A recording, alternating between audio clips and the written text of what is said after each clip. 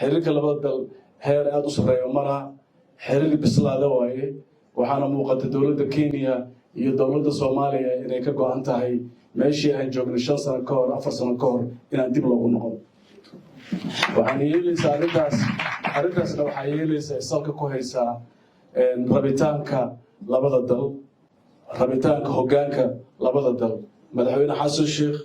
markii uu xukunka yimid wuxuu yiri dad heshiis ah dadka caalamkan heshiis la ah xaqiiqda tilaabtii u horeysay meesha ka bilaabato waa dalka Kenya xiriirka labada wadan uu ka soo reynayaa haddana waxaan ilaahnaa dadku hadda waxaan isaga tolanahay dhabarka waxay yiraahdaan dadka luqadda lagu yiraahdaa relationship-ka Soomaalida iyo Kenya is cemented by blood